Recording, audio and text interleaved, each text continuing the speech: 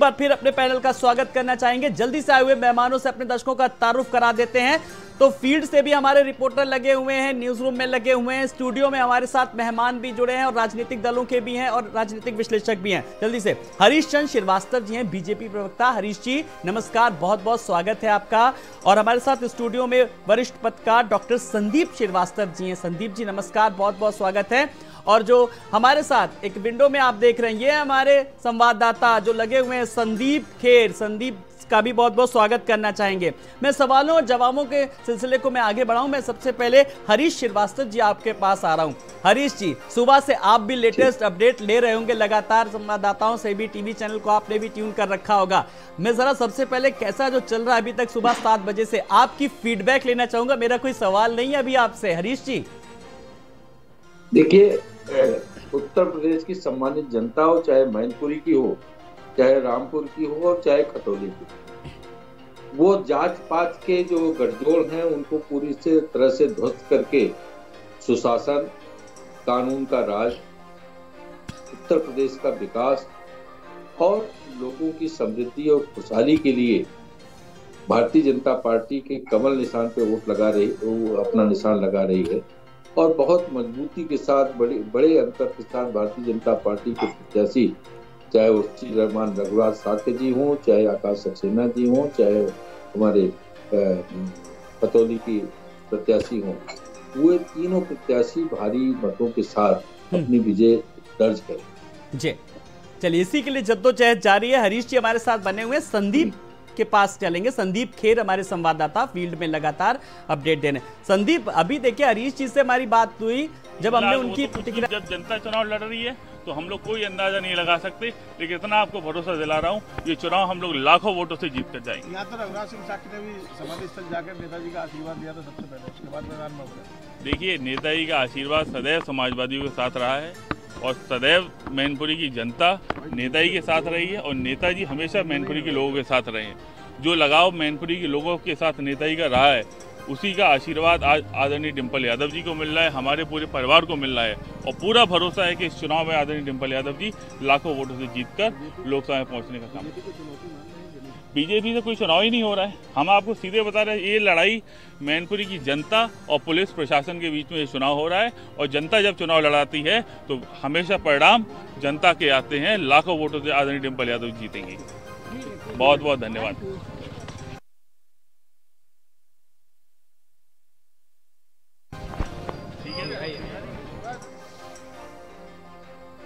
तो लगातार अब जितनी भी प्रतिक्रियाएं आ रही हैं और जो फीडबैक आ रहे हैं, उनको लेकर के यही चीज सामने आ रही है कि चुनाव जनता और पुलिस प्रशासन के बीच चुनाव है। संदीप खेर के पास चलेंगे। संदीप, प्रोफेसर रामगोपाल यादव ने भी यही कहा कि ये चुनाव जो है, जिस तरीके से जो मशीनरी का दुरुपयोग का आरोप लगाया और साफ तौर पर कहा कि जनता और पुलिस प्रशासन के बीच का चुनाव है। मेरा सवाल आपसे यही है कि आप फील्ड में हैं, आपका क्या फीडबैक है, आपको क्या लग रहा है संदीप खेर? देखिए बिल्कुल आलोक, अगर यहाँ की देखिए सबसे पहले विधानसभाओं की बात कर लें तो हर एक विधानसभा पे जातिगत समीकरण बैठता हुआ दिखाई दे रहा है। समाजवादी पार्टी ने देखिए जिस तरीके से भारतीय जनता पार्टी पर तमाम तरीके के आरोप लगाए हैं कि समाजवादी पार्टी के कार्यकर्ताओं को पुलिस द्वारा उठाया जा रहा है, मतदान स्थल पर पहुँचने की बात करी जा रही, तमाम ऐसी चीज़ें जो है वो सामने निकल कर आई हैं। लेकिन देखिए यहाँ पे अगर हम विधानसभाओं की बात कर लेते हैं तो जो कुछ जैसे कि जो मेरे पीछे की विधानसभा जहाँ पर मैं मौजूद हूँ, तो कई जगहों पर देखिए समाजवादी पार्टी का वर्चस्व है, उसको नज़रअंदाज नहीं किया जा सकता है। यहाँ पर लोग जो हैं अपने घरों में उन्होंने तस्वीर लगाई और उन्होंने कहा है कि यहाँ पर हम विकास के मुद्दे को लेकर इसलिए वोट करेंगे क्योंकि मुलायम सिंह यादव ने विकास किया है।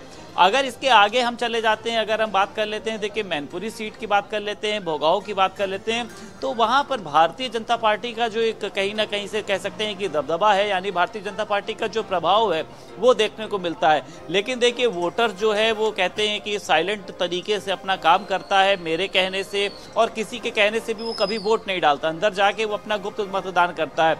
अब वो किसको वोट दे रहा है, किस आधार पर दे रहा है, क्योंकि देखिए भारतीय जनता पार्टी का आलोक कहना यह है कि समाजवादी पार्टी के समय में अराजकता बहुत थी, और उसी के साथ साथ समाजवादी पार्टी का कहना यह है कि भारतीय जनता पार्टी ने यहाँ के लिए कोई विकास के काम नहीं किए। तो आरोप प्रत्यारोप का दौर तो जारी है, लेकिन आज इम्तिहान है, इसके पहले तैयारी करी जा रही थी, आज इम्तिहान है और इसका जो रिजल्ट है वो 8 तारीख को आएगा। लगातार यहाँ पर जो तमाम लोग हैं वो पहुंच रहे हैं, जैसे अभी रामगोपाल यादव पहुंचे, उसके पहले मुलायम सिंह यादव के भाई अभय राम यादव पहुंचे, अभी भी जिला अध्यक्ष अभिषेक यादव पहुंचे। तो सभी लोगों का कहना यह है कि यहाँ पर लोग मुलायम सिंह यादव को श्रद्धांजलि देने का काम करेंगे, डिंपल यादव को भारी से भारी मतों से जिताने का काम करेंगे। लेकिन उसके पहले भी देखिए तमाम तरीके के आरोप हैं वो समाजवादी पार्टी ने भारतीय जनता पार्टी पर लगाए, और आज जिस तरीके से देखिए यहाँ पर भी लोग पहुंचे हैं। रामगोपाल यादव से मेरी बात हुई, उन्होंने कहा है कि मैं रात भर सोया नहीं, मेरे पास लगातार फोन कॉल्स आ रही हैं। अभी भी जिस तरीके से वो फोन कॉल चेक कर रहे थे कि तमाम जगहों पर शिकायत सामने आ रही है कि वहां पर मतदान स्थल पर दिक्कत हो रही है। और उसी के साथ साथ देखिए उन्होंने रामपुर की घटना का भी जिक्र किया कि वहां पर तो चुनाव हो ही नहीं रहा है, वहां पर तो पुलिस चुनाव लड़ रही है, प्रशासन के लोग चुनाव लड़ रहे हैं। तो देखिए दोनों पार्टियों को पता है, समाजवादी पार्टी को भी ये बात पता है कि ये सीट उसके लिए प्रतिष्ठा का विषय है। क्यों? क्योंकि देखिए मुलायम सिंह यादव की ये सीट है, लंबे समय से अगर हम बात कर लें, चाहे 1996 से बात कर लें, लंबे समय से यहाँ पे समाजवादी पार्टी के अलावा कोई कहीं ना कहीं सबब है। संदीप खेर, मैं आपके पास आऊंगा, हमारे साथ हरीश जी भी बने हुए हैं। डॉक्टर संदीप श्रीवास्तव जी के पास चलेंगे। डॉक्टर संदीप श्रीवास्तव जी, आप वरिष्ठ पत्रकार हैं, राजनीतिक विश्लेषक के तौर पर आपकी अपनी खुद की एनालिसिस क्या कह रही है? सुबह 7 बजे से मतदान शुरू हो गया है, बाइट्स भी आनी शुरू हो गई होगी, आपने भी सुना होगा। मैं सबसे पहले आपकी टिप्पणी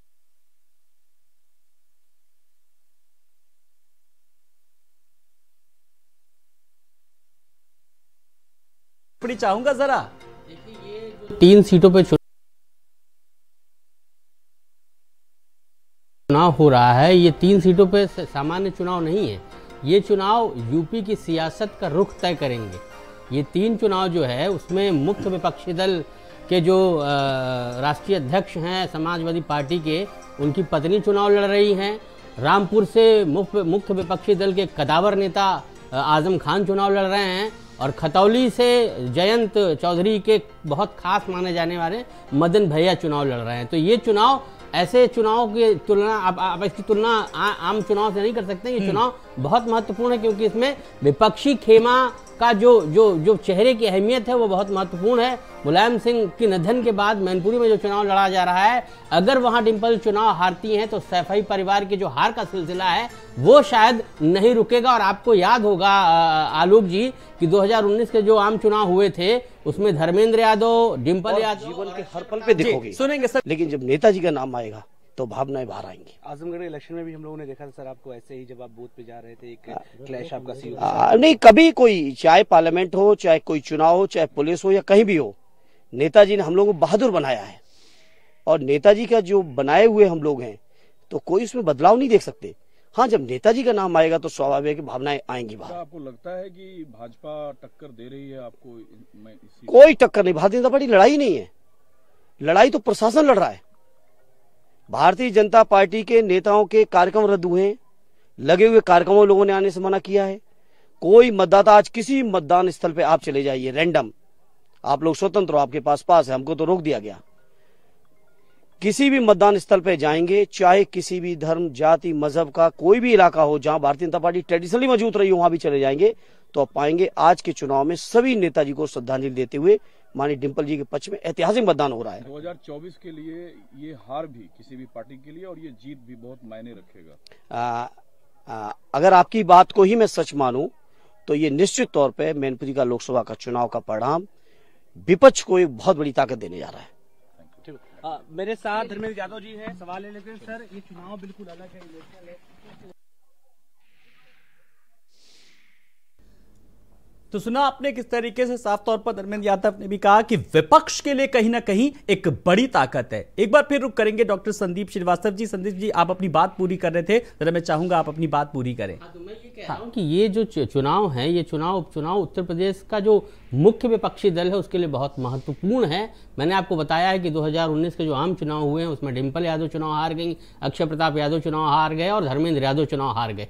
तो अगर ये चुनाव, अगर इसके बाद ये, और सैफई परिवार के लिए बहुत महत्वपूर्ण चुनाव है, अगर ये सिलसिला अगर रुकता नहीं है हार का, डिम्पल यादव अगर चुनाव हारती हैं, अभी ये तो परिणाम बताएगा कि क्या होगा, लेकिन ये भारत, ये उत्तर प्रदेश की जो सियासत है उसके रुख को तय करेगा। चूंकि आपने देखा कि खतौली में भी अजीत सिंह वहां से चुनाव लड़ते थे और उसके बाद उनके बेटे जयंत चौधरी ने मदन भैया को वहां से उम्मीदवार बनाया है। मदन भैया को लेके खतौली में बड़ा विरोध था कि मदन भैया को टिकट नहीं मिलना चाहिए था, लेकिन उसके बाद भी मदन भैया को चुनाव वहां से लड़ाया गया और बीजेपी से वहां राजकुमारी सैनी चुनाव लड़ रही हैं। तो ये ओवरऑल जो कॉन्सेप्ट है, ये मुलायम सिंह के निधन के बाद मैनपुरी में अगर वो चुनाव कुछ किसी भी तरीके से ऊपर नीचे होता है तो ये चुनाव अपने आप में एक महत्वपूर्ण संदेश देगा कि आखिर ये बिल्कुल कहीं ना कहीं एक महत्वपूर्ण संदेशा जाएगा। लेकिन हरीश श्रीवास्तव जी, संदेशा तो कुछ और ही जा रहा है कि जनता और पुलिस प्रशासन के बीच ये मतदान हो रहा है। ये संदेशा क्यों जा रहा है? ऐसा लग रहा है, इस तरीके के सवाल उठ रहे हैं, प्रतिक्रियाएं आ रही, इसलिए मैंने ये सीधा सवाल आपसे पूछा।